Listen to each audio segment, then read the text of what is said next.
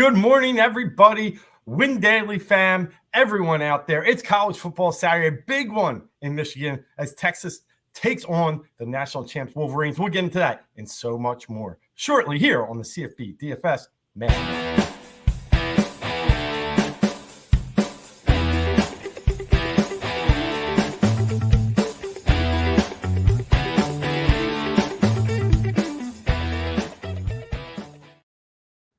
Joel, welcome to another great Saturday of college football. Listen, it's Joel, it's Dave. Last week, we gave out a lot of plays. We highlighted them in Discord, and I'm telling you right now, we were talking before the show, we hit on all the major players, all the values.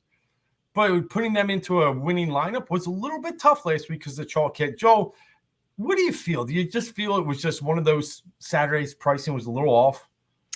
It was. The pricing was up. It was week one, right? I think, as we get adjusted to the new teams and stars on each team, the pricing is going to adjust accordingly. But I think the issue last week was the pricing was off and the chalk hit.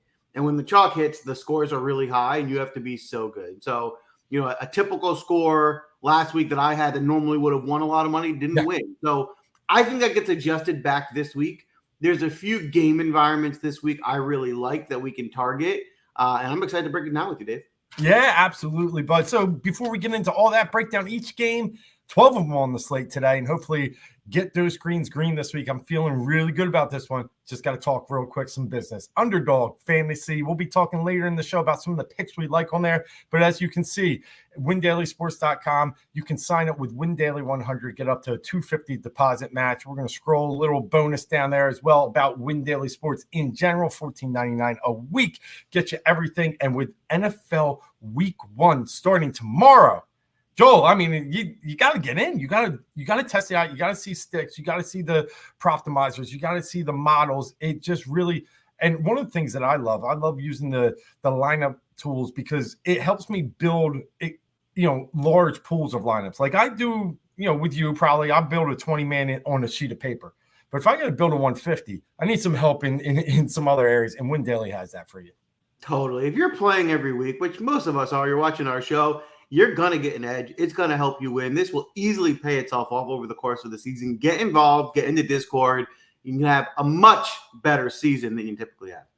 That's it. And last week, hit on the Penn State Nittany Lions bet. Told you go against West Virginia. Everybody was drinking that Kool-Aid. Last night, hit Duke too, if you guys watch me on another show. So I'm feeling like it's going to ride that hot streak and some bets. So we'll get into those as well later. But let's open it up with this awesome 12-game slate. Joel, I did it very simply. I looked at the totals, and I can tell you right now, there's 5 games over 54 points, and there's about 4 with 41 or under. So there's a large separation here, in my opinion. And those 5 games, 4 of them have really tight point spreads too. So I love that game environment. 3 are over 60. So I think we're going to be similar, but those are the areas I start to trend to right away. I want to be in those game environments, especially the tighter spread ones with the high totals. And then like a game like Iowa State with 35.5, you could have left that one off the board for me. Well, you'll laugh. I actually am playing a player in that game. Just one, but there's a guy I like. We'll get to it. We'll get to it. But you're right. It's the game environment. I can't stress enough how important that is. I think even more so in college football than in the NFL. Because in these colleges that blow teams out 45, 50 to nothing, 50 to 10, these guys don't play 4 quarters. And it's very hard to reach some of these 300-yard bonuses, 100-yard bonuses if you're not playing the whole game.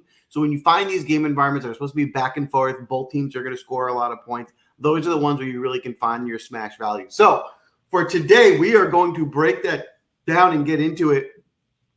A lot of fun games early. So I think we'll have a lot to talk about on this 12 o'clock portion. The first game we'll dive into is Kansas State and Tulane.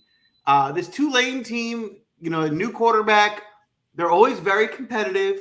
We saw Mekhi Hughes last year, their running back, but this Kansas State team is tough, and they're very good defensively. This is not one of the games that's a top-tier game environment that I want to target, but it is some value that you can play, and there's some guys that I will be rostering from this game. I'll start on the Kansas State side.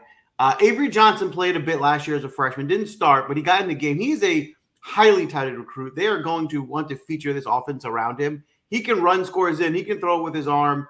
At 7,500, there's value there. I will be playing Avery Johnson today. He won't be my highest owned quarterback, probably not even my top 3, but he will mix into some of my lineups at 7,500 with the rushing upside.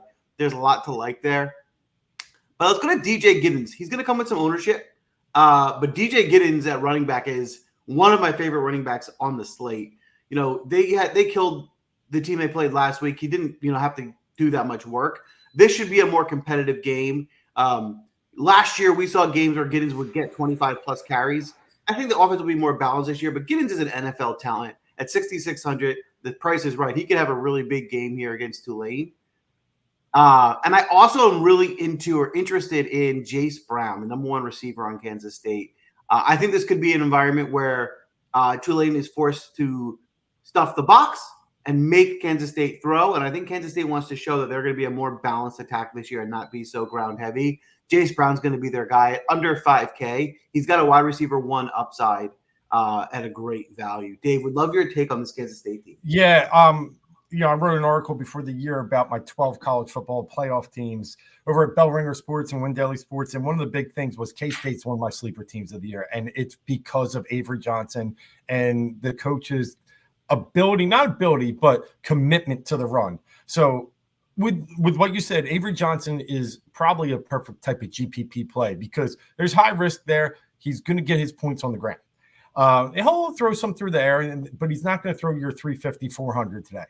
He's going to have to get his points through the ground. If he's not getting them through the ground, then he's going to be a low, mid-ceiling type of guy, which is fine. And that's why you play him in GPP. He's an excellent talent. And like you said, there's a reason he's starting this year and Will Howard's up at Ohio State.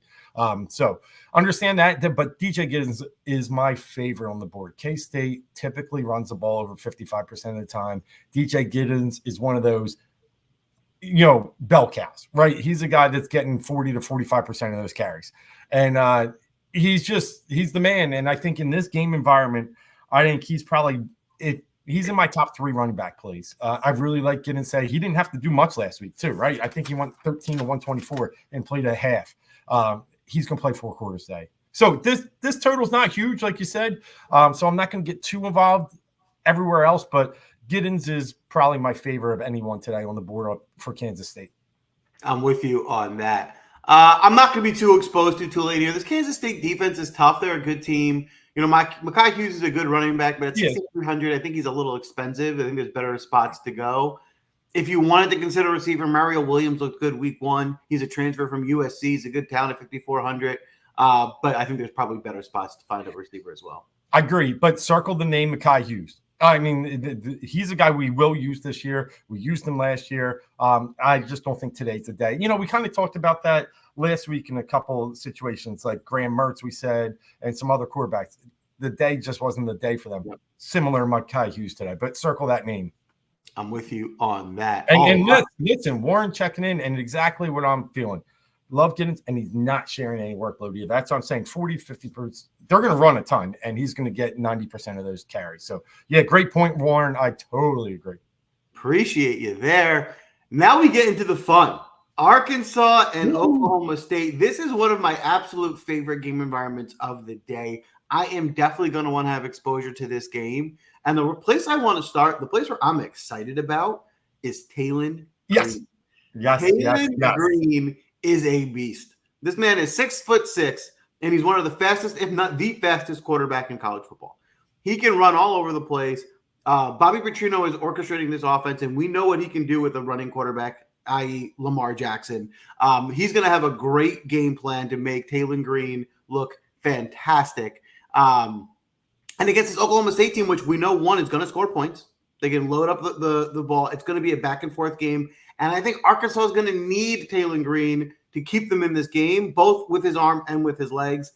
I think he's underpriced here. Taylon Green is definitely my favorite quarterback play of the day, if not my favorite play of the day, period. We'd love to hear your take on that, Dave. Listen, college football is in my blood, right? I love Boise State. Last year, Taylon Green let me down because I was so Taylon Greened up on Boise State, and it just didn't work. I mean, there were days where he just couldn't get in the right environment. So he found a new home in Arkansas, and they're letting him thrive. And this is the Taylor Green that I've been waiting a year for. Now, listen, it's not like he stunk. He ran over 1,000 yards the last 2 years at Boise State. Like Joel said, he's a big dude and fast. I think it's the perfect recipe for Bobby Petrino. He knows. Listen, Oklahoma State can be in the air and on the ground. We got Gordon, Bowman. They're very good offensively. What's the best way to slow down a good offensive team? Run the ball, run the ball, run the ball. Taylor Green had 6 rushes for 88 yards last week. I think you're going to see upwards of 12 to 15 carries from him. I'm with you. If he's not my favorite, he's 1B. Like, he's right there. I got one other or two, but he's definitely my top 3 quarterbacks. I love it. I'm also interested in Jaquindon Jackson. He's a transfer from Utah. He started at Utah last year. He looked to be the running back this year. They had a blowout last week, so we don't know what the real usage will look like. I think he only had like 8 carries last week. But again, the game wasn't close. They didn't need him. This will be a much more competitive game. He is a very talented back. The reason I'm interested is if we love this game environment and he's the starting running back and he's only 5,200, that is too cheap. So that is a great price tag for a guy who can easily break the ceiling at a $5,200 price tag. And by the way, how smart is he? Like, Utah handed the ball to 6 different running backs last night. He's like, yo, I'm getting out of town and I'm actually going to show my talents. Like, Jaquindon Jackson's really good. He just didn't get a chance. And he exploded here or there. But, I think he's going to be the main guy. And 5,200, you're right. It's like LaQuint Allen last week. It's way underpriced. It's under. And the difference with this is he's also not carrying a ton of ownership. It's not like, Allen last week was the highest owned running back on the slate. There's some other spots people are going to go to. So you can get Jackson and you don't have to get him at a super chalk ownership. On the receiver side, the guy I want to pair with Green the most, and this one's going to be maybe a little surprising, is tight end Luke Haas. I think people forgot Luke Haas was a freshman last year, and he was good. He had a few big games. This is a spot where I think they're going to need him to be involved. They're going to need to get some points in the air. He's only 3,300 at near minimum price. I think you can get a lot of upside with Luke Haas. And the kicker that everyone might not be aware of is Luke Haas is from this area. He's going to play at home. So they're going to want to get him the ball. This is going to mean more to him. I think there might be a little extra motivation to get him involved because he's coming home to play at Oklahoma State. A super talented kid at 3,300. I think this is my favorite value play of the day as well. It's so funny. I got one guy circled, below 4K, and it's Luke Haas as well. So we didn't talk before this. I agree with everything you said. Talented tight end. Kind of reminds me a little bit of Sam Laporta, who came out of Iowa a couple years ago. Big, fast, physical. So, I think at this price and in this game environment, he's a perfect type of GPP smash play. So, love it.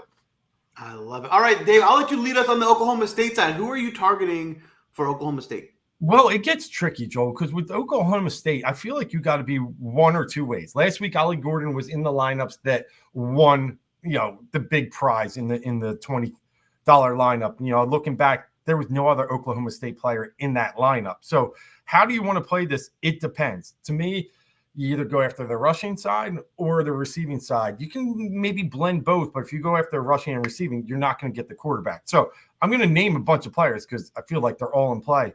But you're going to have to balance them out. I think Alec Bowman still is in play.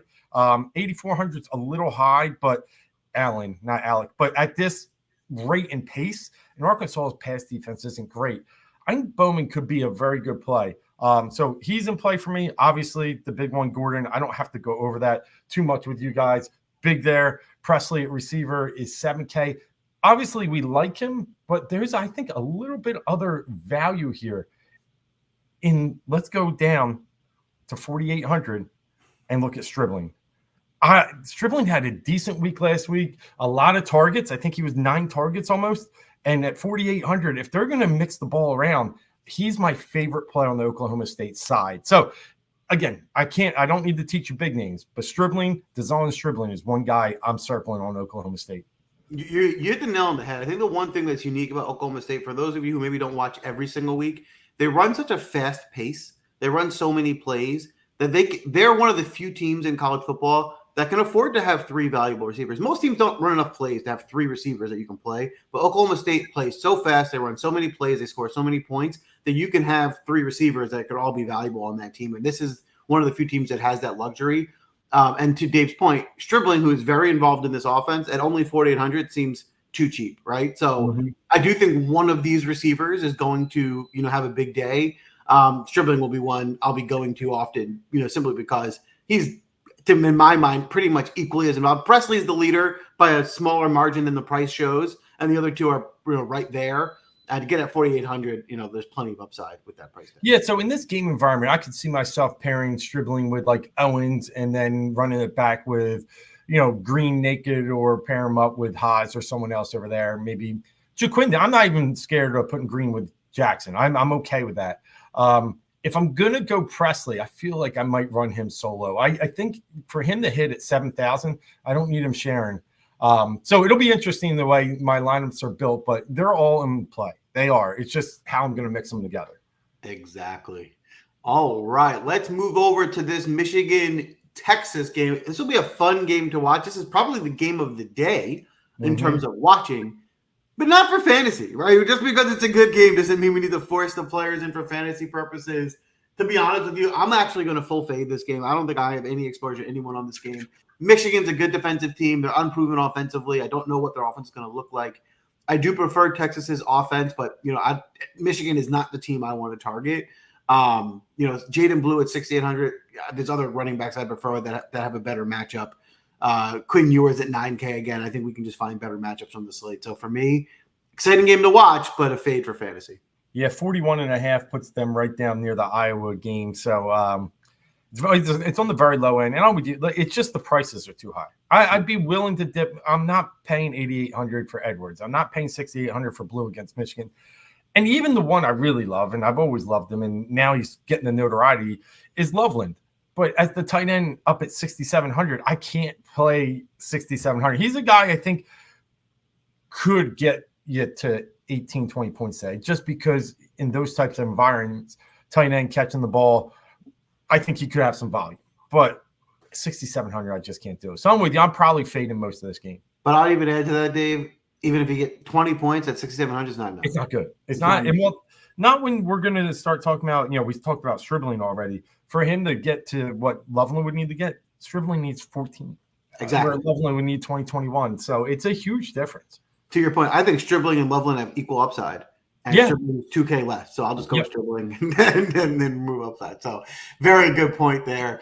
Let's move over. One of the other super exciting game environments that I want to target today is Pitt at Cincinnati. We saw Pitt come out last week under new offensive coordinator and run a very fast-paced offense. They look good against an inferior opponent. It will be a step up in competition.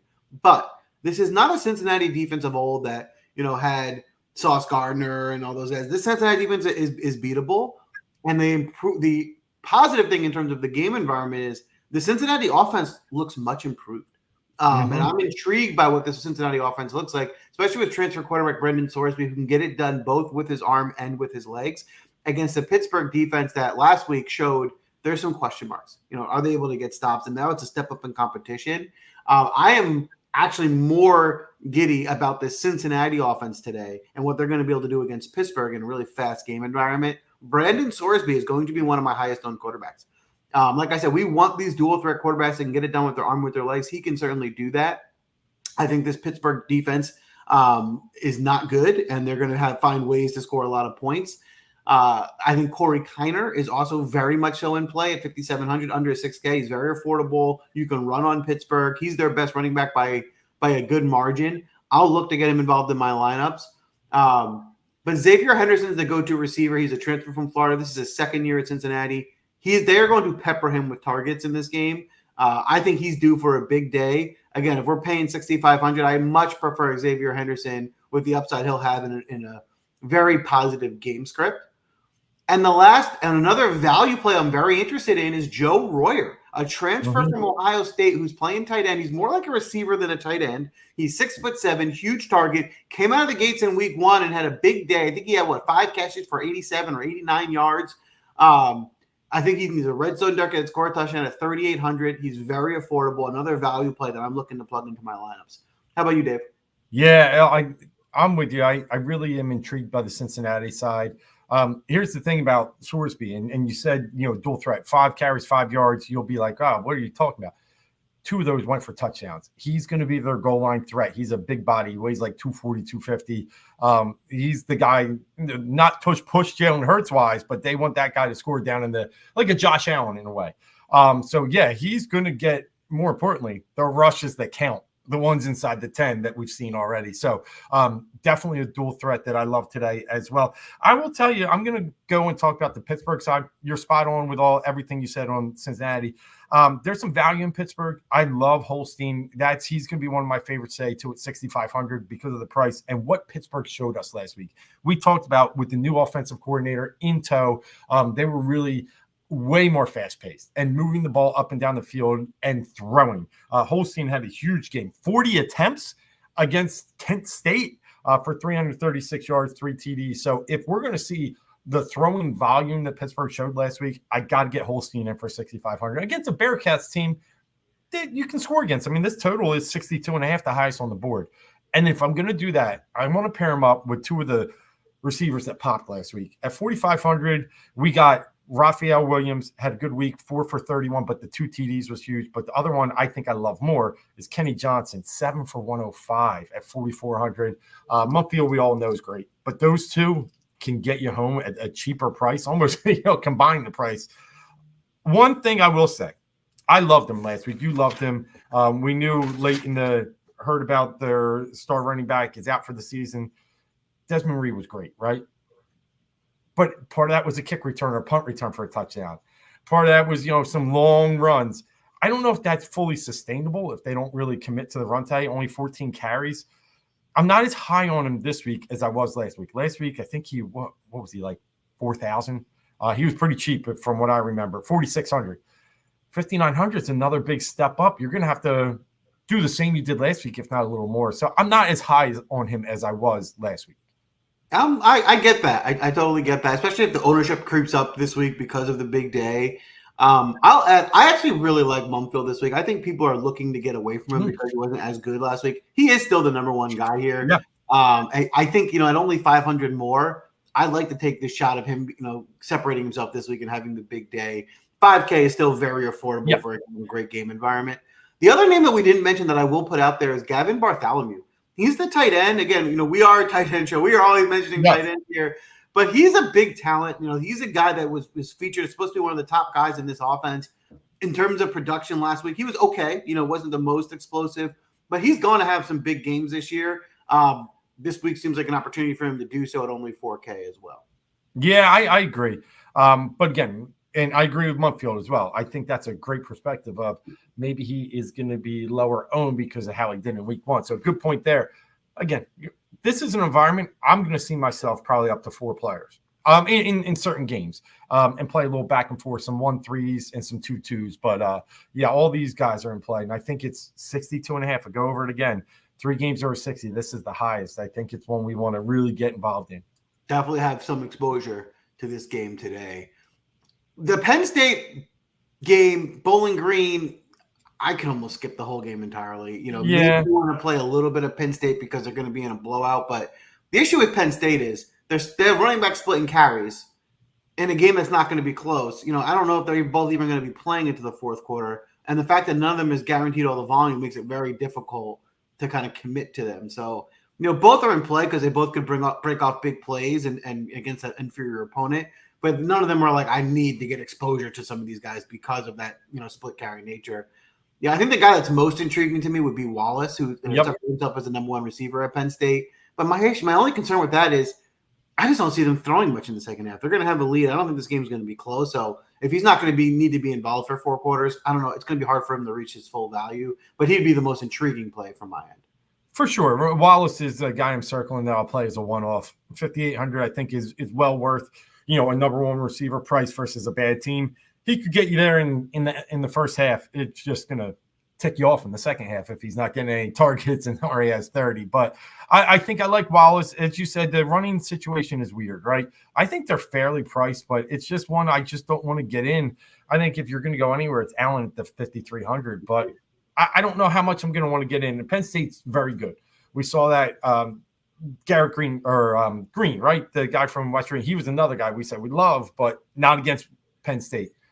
So same theory here. Nothing on the Bowling Green side. Penn State's got really good defense. If anything, maybe Allen, maybe Wallace, but one-offs. Agreed. Not a lot of exposure there. All right. Already, the next big game on the slate, another great game environment to be in. I am very interested in this Georgia Tech-Syracuse matchup. We saw Syracuse come out. Kyle McCord looked good last week. Kyle McCord looked much improved. I think this Syracuse offense has a lot of talent around him. I think that's going to be a team that can score points. And we've seen Georgia Tech look good this year. They beat Florida State week 1. They looked good against Georgia State. Haynes King can run the ball. He's a dual threat quarterback. He can throw and run. Jamal Haynes looked really good. And Syracuse looked embarrassingly bad against the run last week. Embarrassingly bad. So I am looking to get Jamal Haynes exposure as much as I can, because if what we saw last week is any indication of what Syracuse run defense is going to look like this week, Jamal Haynes is going to have a field day. Yeah, I think I circled it. Ohio ran for 262 yards, but more importantly, 6.7 yards per carry. And if Syracuse is going to want to play that fast in the dome, I think this is a great environment for Haynes. I'm with you. I think he's the guy that does get the goal line carries outside of King. So Haynes has been great this year. He's one I love on Georgia Tech. I think Haynes King has to be considered too. Obviously, he has that rushing potential. Went for 14 rushes in week 1 against Florida State. Only had to do 5 last week against Georgia State. But what's interesting is he threw the ball last week and got up to 275 and 2 TDs. So he's kind of that guy you don't know what you're going to see, but he's able to do it both ways. So I like that. And at receiver at Georgia Tech, you've seen it. So far this year, a little surprising that Singleton hasn't been great, but I still think Singleton is the guy. 5,800, little more than Rutherford, and Rutherford outplayed him, twofold. But I kind of lean towards a big day out of Singleton today. I prefer him with the close price that we see between the two. I think it's interesting. It's a good point. Singleton historically was the better receiver, right? Coming into the year. And so Rutherford has been featured. He's been the go-to guy for the first 2 weeks. Singleton's big week is coming, right? He didn't just disappear. It's going to come. This could be the week. It's certainly the environment for it. I think it's a good, kind of you zigging while everyone else zags by going with Singleton in this spot. I like both. I think one of them gets there. I think one of them has a good day. It's a matter of which one. But at this price tag, both of them are fairly priced. I will have exposure to one of the two of them in my lineups. On the other side of the ball, they still are underpricing Arande Gadsden. Arande Gadsden is going to be an NFL player. He is one of the best tight ends in the country. They super insanely underpriced him last week at 3,500. Now they got him at 5K. He's still underpriced. He is the number 1 option on this team. They're going to throw to him at least 10 times in this game. He is a red zone target. Arande Gadsden at 5K to me is still underpriced. He's going to be chalky. I still want exposure to him. I will be all over Arande Gadsden this week. And then, at the receivers on this side, I think the only guy I'm really interested in is Trevor Pena. He had a big game last week. He's only 4,900. He does seem to be heavily involved in this offense. And then, of course, LaQuinn Allen. We know LaQuinn Allen is the guy in this offense. They finally priced him accordingly. They throw to him the ball. They'll hand him the ball. He can get there in a variety of ways. Certainly, if you're targeting this game environment, LaQuinn Allen's in play. Yeah, don't be scared off by LaQuinn Allen jumping up to 7K. I'm with you. Here's one thing that we had known about Georgia Tech last year, and they seemed to have figured it out, but they were terrible against the run. Just bad. They let up, I think it was like 170, something, a lot per game. They were in the bottom third of college football. They kind of resurrected and fixed it this year, but it's also against the Florida State team that we just saw couldn't even run the ball against Boston College. And Georgia State can't run either. So it's I don't think they've been challenged in the run game yet. So don't be scared off. I mean, LaQuint was only 5,100 last week. He jumps to 30%, 40% up to 7,000. I still love him. Like Joel said, he's a ball dominant player for them. He's going to get roughly 20 touches between the passing and running game, which is great. Boom. Love this game. All right, hey, there's a good question here. Warren asked, if we had to pick between two, Allen, Giddens, Haynes. It's a great question. Giddens is, I'll say, automatically there. I'm going to say Allen just because Haynes King could steal some of those touchdowns from Haynes, where I don't see that happening on McCord. So I'm going to lean, LaQuint and Giddens. How about you? It's a tough. I think you can go with all three of them. I'm probably gonna say Giddens and Haynes, but I have them all within a couple points of each other. Yeah. So I think all three guys I like. You just got to make some choices at that point. Yeah, GPP. I'm going to say Allen Giddens. If I got in cash, I like Haynes a little more, especially against that terrible Syracuse rush defense. Exactly. I mean, I'm picking Haynes because of the terrible defense, but to your point, there's risk with Haynes because of King. So that's it. Yeah. You just got to kind of pick your spots. All right, we're going to go to the afternoon games here at 3:30. There's less to like in the afternoon, but there's a few spots to target. We'll start in this Cal-Auburn game. This is a game I'm not going to be heavily involved in. A lot of people are excited about Auburn. They think Peyton Thorne's going to take a step forward this year with a revamped receiving core. I'm going to wait and see. I am not as high on Thorne as people are saying. Cal is a step up in competition. Cal's not an all-time great team, but they're a step up in competition for what we saw from the Auburn play last week. Jaquiz Hunter is their best player, in my opinion. At 6,500, he's fairly priced. He's not someone I'm looking to get overly exposed to, but I might have a few shares of Hunter in my lineups where I can find them. Otherwise, to be honest with you, Jaden Ott's a great player, but at 9,100, that is way too much money to get. Yeah. So I'm probably not going to be overly exposed in this game. Yeah, I'm with you. Like, it's funny looking at Cal because we played some of their players like Ott, and even we had some exposure last year in certain games with Mendoza, the quarterback. But the total's 54. It's and the spread's very thin, so it's an intriguing game environment to get in. If I'm going to go anywhere, I think it's going to be more in the passing game. But nobody's really popped yet. But Cal was very good last year passing the ball and getting some points out of the receivers. So if I had to go anywhere, it just depends on health right now. But Grizzle was one guy who used a decent amount last year. So lean that way. And then on the other side, the only real receiver is Lambert Smith, the Penn State transfer. He's getting a little bit more freedom here with a little bit more open environment in Auburn. Popped in week 1, but I mean, it was, a 70-3 game. But I think Keandre Lambert Smith at 64 is worth a couple plays. I'll put him on your radar as well. Cam Coleman's a 5-star recruit. He's a freshman. There you go. Yes. People like him. Again, if you want to take the risk of playing a freshman, I certainly can see the upside because of his talent, but he is young. Yeah. Hey, there we got a question. Any love for FanDuel? Hey, the big thing about FanDuel today, just a couple different games. All I'll say is Nebraska, Colorado is playing in that game. So one of our favorite quarterbacks, Raiola, obviously Sanders, if you can get in that game environment, there's a lot of trash talking. If you remember what happened last year with Matt Rule and Dion, now they're taking a different approach. So FanDuel, I would like to get in that game. And Milroe's not off the table against USF just because it's the Jaden Milroe for Heisman show. I mean, that's just what it's going to be most of the year. And when they can play bad teams, they're going to go to Milroe a lot. So other than that, there's not a lot of games that are different than what we're talking about. Illinois, Kansas, you could get a little bit in there with Jaden Daniels, obviously. But yeah, those are our big ones. I think that's the big difference. Otherwise, I think we're hitting on most of them here. All right. South Carolina, Kentucky. This is another game that I'm going to have minimal exposure to. I don't want to. There's not too much here that I love. However, there is one play that I'm very intrigued by, and that's Raheem Sanders, the running back for South Carolina. This is a team that's going to want to run the ball often. He had 24 carries last week. He was previously, close to an All-American. He was definitely an All-Conference player. He is a star. I think he could play on Sundays in his future at only 5,200. I think they've underpriced him. He has plenty of upside. But other than that, I don't think I am looking to get too much exposure to this game. How about you, Dave? Yeah, it's interesting because Kentucky with Vandergriff, he was like listed up there with the names of like Caleb Williams when he first came out as a recruit. I think he was over at Georgia. And now it's finally getting some room to breathe and show his skill set. And there is one guy that if we want to start dipping down a little bit of value, and it depends if he plays, but read a lot about Josh Caddis, the tight end down at Kentucky. He's got he didn't play in week 1, upgraded to probable today at the bottom, 3,500. He's a guy that I could see. He's a top recruit, had some big games last year. 3,500, he's kind of a sleeper. So just put him in your value bin and let's see.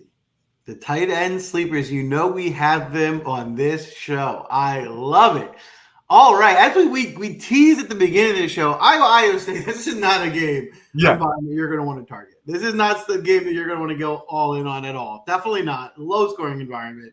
But there is one play that I'm intrigued by, and it's mainly a pricing play, and that is Iowa tight end Luke Lachey, who at only 3,800 is their number one option.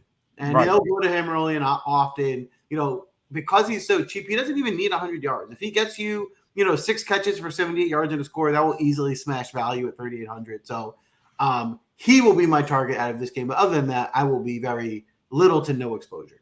Yeah, I mean, Abu Sama is interesting at 5,500, but he left last week's game, and just only interesting from the standpoint of if he was going to be the bell cow that we expected and get upwards of 20, 25 carries, he could probably go for 18, and that's a really good. But I don't know with the injury, so I'm 35 and a half is the total on this one. So you can understand why we're not overly excited. But yeah, I like your play with the tight end there. I was always, I mean, you think about George Kittle, there's some real good tight ends that have come out of Iowa. Iowa probably is tight end you these days. Yes. All right. Well, we got Baylor, Utah. This is my favorite game environment in the afternoon. I think this Utah team with Cameron Rising back is very interesting. People may have forgotten how good Cameron Rising is.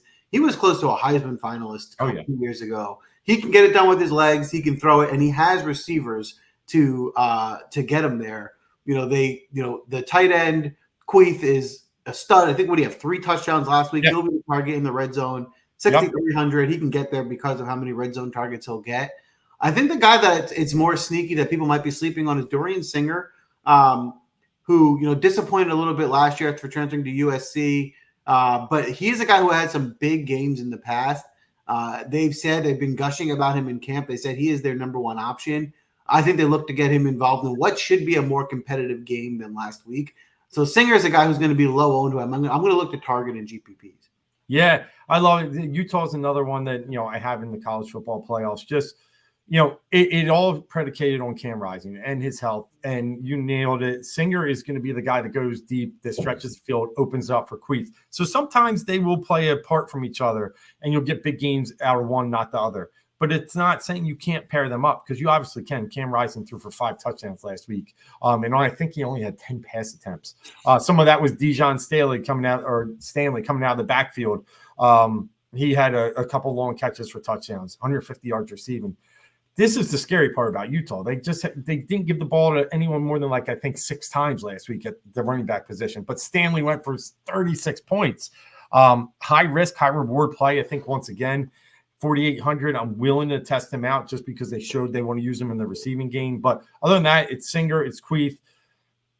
I want to play Rising. I really, really do. But that 8,900 is so much. When we just talked about King at 81, we talked about Sorsby at 8,000. We talked about Taylor Green, 7,500, Eli Holston, 65. Guys that I think can put up similar numbers, 1,000 to 2,000 less. So I want to play him. I might play him a little bit, but it's going to be low for Cam Rising. I'm with you on that. The other one here that I want to keep an eye on the Baylor side is just this running back position. If Dominic Richardson's out, it says Pendergrass got to start, but really Richard Reese did. And Richard Reese, it was a big talent at 3,600. That is really cheap for a guy who might get 20 carries today. Again, this Utah defense is tough. It's not like it's a great environment, but 3,600 for what could be a bell cow running back is just too cheap. So keep an eye on the injury news. If Richardson's confirmed out, I will look to get some exposure to Reese here as well. Love it. Love it. All right. Let's move over to this Notre Dame NIU game. This is another pretty easy one. I'm not considering anyone on Northern Illinois against a pretty stout Notre Dame defense. Riley Leonard's a good player. I don't think this game is going to be competitive enough for him to be playing 4 quarters at 8,600. It just seems tough to play him there. The guy I'd probably be interested most in on Notre Dame side is Jeremiah Love. It looks to be a split backfield. Love is the cheaper option. I think he's the better player of the two. But even still, because they're splitting it, I don't think this will be a close game. It's not a smash play at all. He would just be my preference. Yeah, no, Love's my preference too. I think he showed the explosion that we'd like to see. And Riley Leonard's interesting because we saw him get 12 rushes last week. So, I mean, if the Notre Dame's going to try and continue that type of game with him, I don't love 8,600 though. That's the problem with Riley Leonard. I don't think, 8,600. You want someone that can get you 35, 40. I don't think Riley Leonard can get you 35, 40 in that kind of offense that they run. So, I want to use him, but I don't think I will today. I think Love's my only play.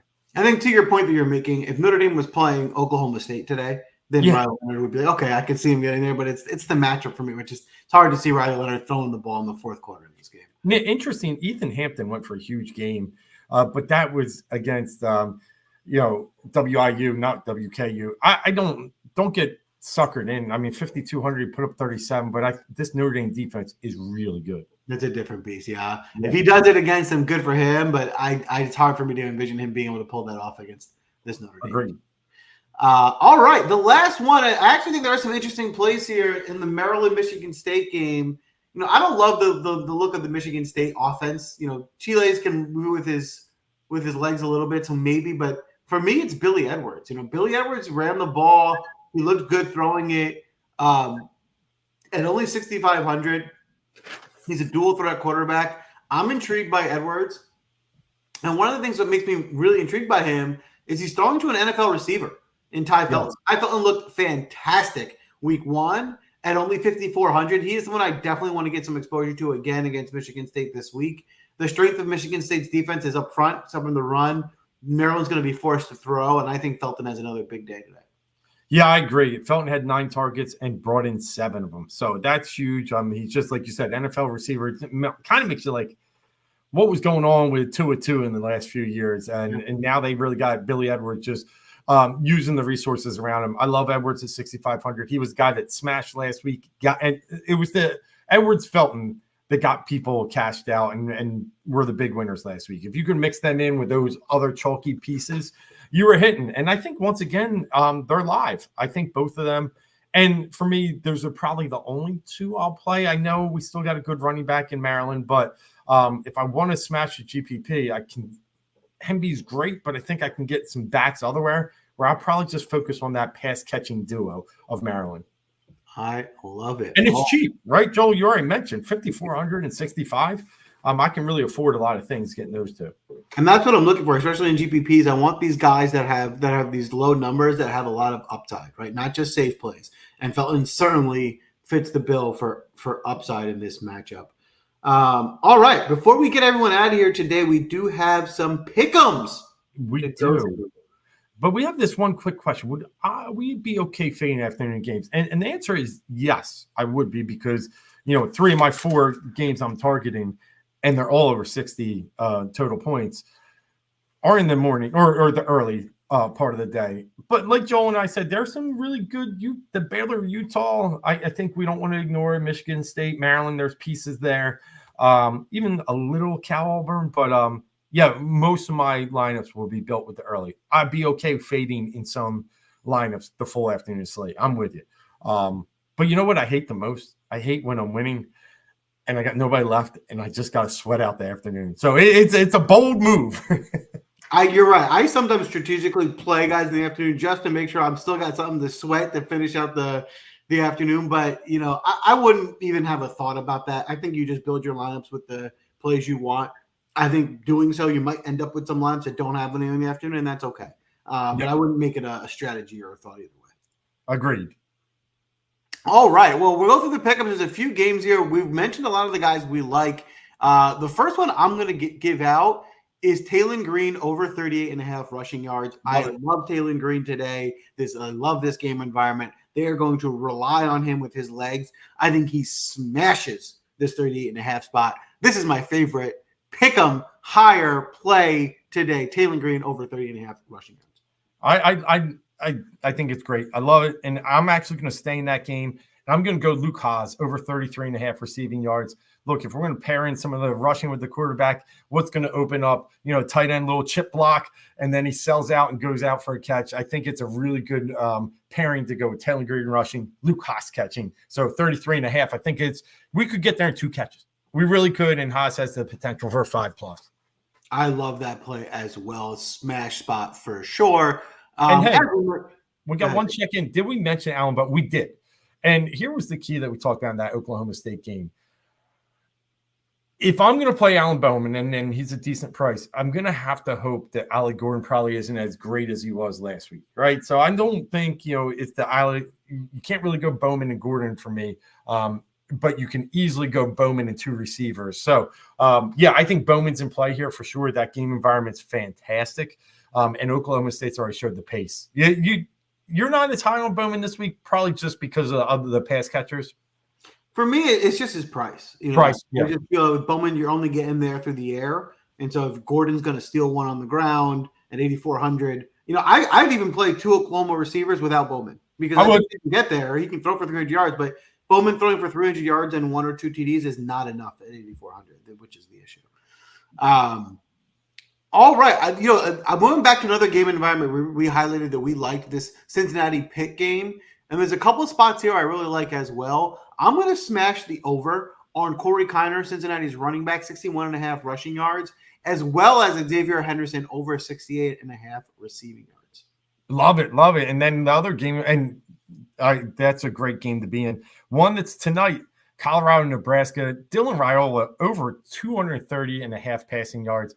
I don't think Colorado has done much to improve that defense. North Dakota State had a real shot at winning that game last week against Dion and his squad, and they're just going to play fast. 230. I think Raiola can get there. I think we've all heard, he's got Caleb Williams in him. He's got Pat Mahomes in him, they've even said, just based upon, I think, some of his doppelganger potential. But Raiola's the real deal, and at 230 just seems like a number that I'm very willing to go over. That seems way too low against what we saw. This Colorado defense is not good. And so this does look like a good spot and which should be a great game environment for him to go. I think that's a smash spot as well. Dave, any other plays to give out today before we wrap up the show? Yeah, let's get there. Like I said, big week last week. Follow Win Daily Sports 6-1 on the college scene. Post bets in Discord over the weekend. I'll get mine up today for sure. But one I'm really, I'm looking at strongly and already have one bet plugged in is this Cincinnati-Pittsburgh game. I'm going Cincinnati. I think the Bearcats have some good value here. Small home favorite, 1.5, 2 you can get in some books. And we talked about it earlier. I just think the dynamic rushing game, I think Pitt had a nice game against Kent State, but they had to pull away late. And Pitt was one of my plays last week with -27. But I think today, there's value in Cincinnati. I think Sorsby can be a big factor against a Pitt D that, I think is willing to let up some points and some yards, play fast pace, and I'm just not sure they can keep up with Xavier Henderson and everyone else. I got Cincy with the small fave today. And then the other one, Joel, I'm not there yet, but I'm getting there. Syracuse at home. I'm going to do a little more digging, but if I can get 3.5, I think Georgia Tech's a little overvalued in the market right now. And I think Kyle McCord can pass against them. So those 2 early games, I'm leaning towards the home teams in the Cuse and the Bearcats. The last play I'll give, I want some action in this Arkansas-Oklahoma State game. I originally was going to go with Arkansas. The line moved from 7.5 to 10, which scares me. I want to take those 10 points. That seems like a lot. I think Arkansas keeps this game close. Okay. But alternatively, what I'm going to do, I think the better play here is just take the over. I think this game has points. Maybe Oklahoma State pulls away at the end, but I think both teams score a lot of points here. So I'm going to smash the over in the Oklahoma State-Arkansas game.